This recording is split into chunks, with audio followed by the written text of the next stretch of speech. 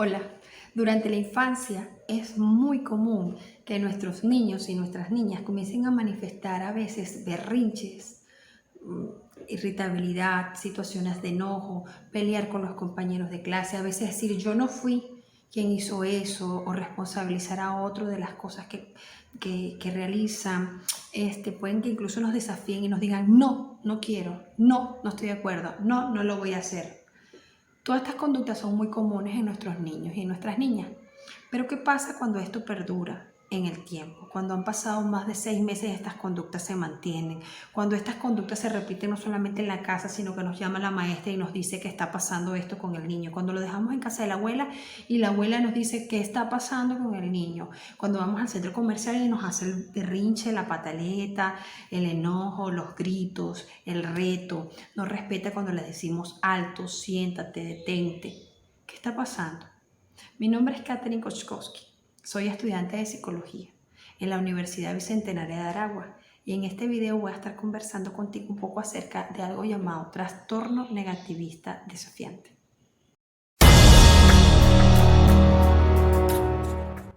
El trastorno negativista desafiante se encuentra en el DSM-5 en la clasificación de los trastornos disruptivos del control de impulso y de la conducta. Este se define como un patrón generalizado de enojo, irritabilidad, discusiones, actitud vengativa y desafiante. Para hablar del trastorno negativista desafiante lo vamos a dividir en dos aspectos, en el aspecto emocional y en el aspecto conductual.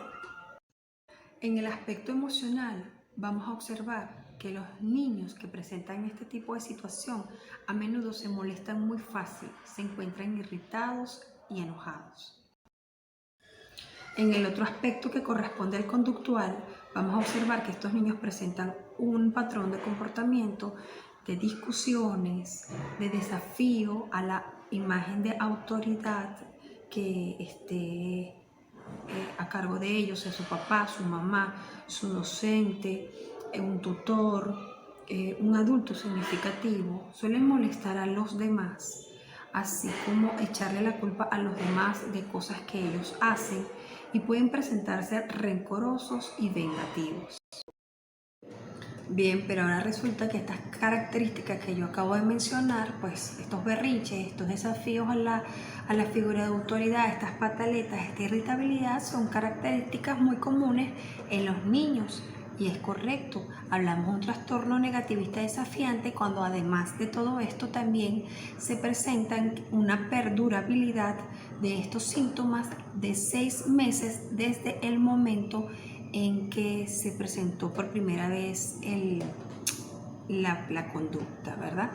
Otras cosas a las que se deben destacar es que este trastorno negativista desafiante también está en los trastornos externalizadores.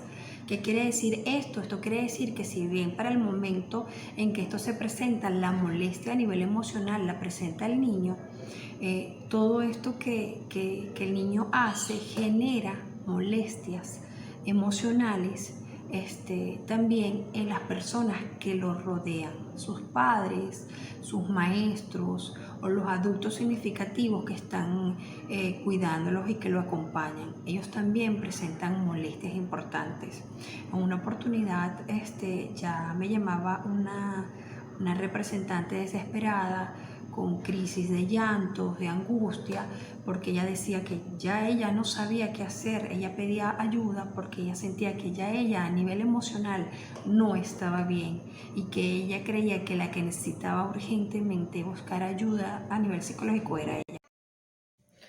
Los síntomas conductuales de este trastorno vamos a clasificarlos de acuerdo a la edad que tenga el niño. Si estamos hablando de un niño de menos de 5 años, hasta cierto punto puede llegar a ser normal estas rabietas, estos berrinches, estos comportamientos retadores hacia los padres. Ahora, ¿cuándo se convierte en una dificultad a la que podemos tildar de problema? Bueno, cuando estas conductas se repiten de manera constante y recurrente por más de 6 meses. Ahora, cuando es a partir de los 5 años en adelante, estamos hablando de que estos eventos deben darse por lo menos una vez a la semana. También la prevalencia de este trastorno se sabe según las estadísticas, que suele dar más en los niños que en las niñas.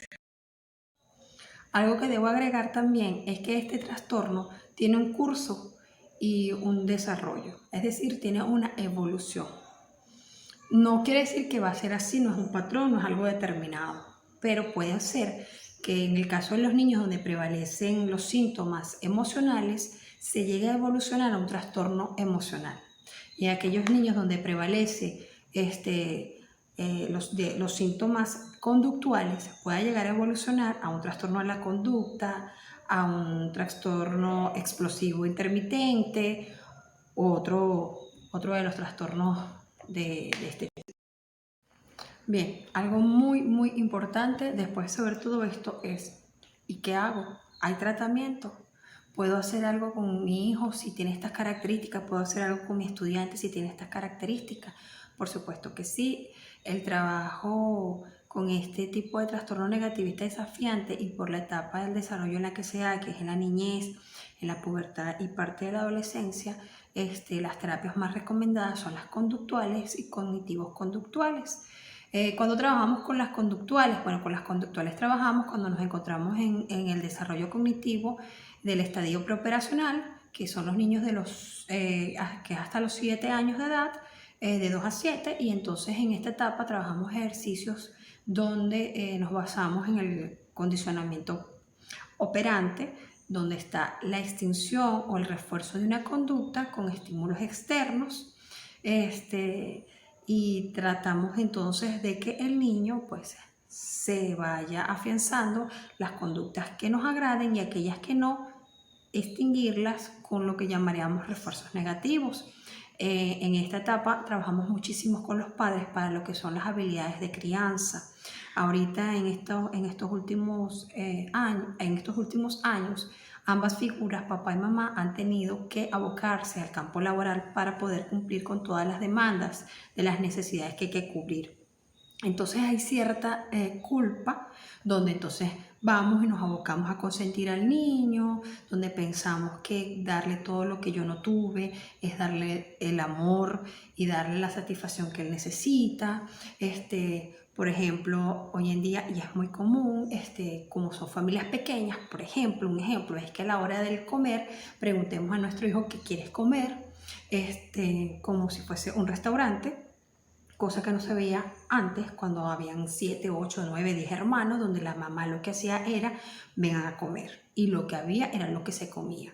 Entonces hay ciertas cosas que hemos bajado en esta modernidad, en estos nuevos tiempos, donde los roles de guía, de autoridad en la casa se han visto mermados por esta misma situación de ausencia de los padres que quieren como llenar en un momentico. Y todos estos trabajos de crianza asertiva, de roles de familia, pues también se les facilitan a los padres para manejar estas situaciones. Cuando hablamos de mayores de los 7 años, que ya estamos en el pensamiento concreto, donde podemos darle al niño la capacidad de analogías, entonces trabajaríamos ya la terapia cognitivo-conductual, con lo que es revisar los pensamientos y la manera en que vemos la situación que está pasando, habilidades de comunicación, habilidades de relaciones sociales para trabajar con los compañeros. También se trabaja con los padres para seguir guiando la crianza asertiva, y existe también trabajos terapéuticos para el abordaje en otros contextos, como es en el caso de la escuela o donde se pueda estar presentando la situación. Bien, recordemos que siempre, e incluso los niños que tienen un buen comportamiento, en algún momento van a tener berrinches, van a tener pataletas, van a tener actitud desafiante. Eso es normal. Nos vamos a preocupar en hacer algo y en intervenir de manera oportuna cuando el tiempo que se lleve manifestando esta conducta supere a los 6 meses. Cuando las conductas se presenten en más de un contexto.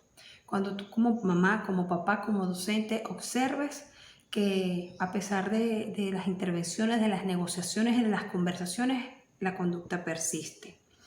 El trastorno negativista desafiante, si no está con ninguna otra complicación, con otro tipo de trastorno a la parte emocional o en la parte conductual, si el niño aún siente empatía, si se da cuenta que ha hecho las cosas como no debe ser, estamos hablando de un niño con el que se puede trabajar a través, como yo lo mencioné, de estas terapias. Lo importante es la crianza, el apoyo en el hogar, regañar, sancionar, quitar privilegios, establecer límites y normas que deban cumplirse. No es no querer y no es amar a nuestros hijos. Al contrario, es demostrarles que los límites, las normas y las estructuras están hechas porque los amamos, para que mañana cuando sean unos adultos sepan guiarse por un camino establecido de patrones y conductas que les van a traer un beneficio a ellos. No premiar inmediatamente después de que se haya hecho una actitud que sea netamente de su responsabilidad y su deber. Nosotros como adultos ejercemos una función laboral y se nos da una remuneración aparte, con la que después podemos canjear por las cosas que necesitamos para cubrir nuestras necesidades. Con los niños también enseñemos esto. Cuando ellos cumplan con sus deberes, hacer la tarea, sus deberes en la casa, recoger su ropa sucia, recoger sus juguetes después de jugar, demos un puntaje, démosles algo que después de cierta sumatoria se pueda canjear por un beneficio para él. Esto lo trabajamos mucho con lo que es la economía de fichas, que también es una técnica en la corriente de las terapias cognitivos conductuales. Demos a nuestros niños el conocimiento de que las cosas tienen un valor, de que las cosas merecen la pena ganárselas. No regalemos ni demos nada más por creer que nos va a querer más o que lo vamos a querer más por esto. Es nuestra responsabilidad como adultos, es nuestra responsabilidad como docente enseñar límites, en mostrar normas, porque la sociedad está conformada por límites y por normas para el buen vivir, para el convivir. Y eso lo tenemos que enseñar desde que están pequeñitos. Bueno, espero que este pequeño momento podamos haber aprendido algo bueno. Yo lo hice, soy madre, soy docente, soy estudiante de psicología y la intención es siempre manejar y aprender cosas nuevas para nuestros pequeños. Se habla mucho del pequeño tirano, se habla mucho del síndrome del pequeño emperador. Tiene que ver mucho con lo que es el trastorno negativista desafiante. Hay muchísima bibliografía, hay muchísima información que nos puede ser de beneficio para los que estamos en esta área. Bueno, fue un placer, agradecida si llegaste hasta aquí. Si te gustó el video, regálame un like y será hasta otra oportunidad.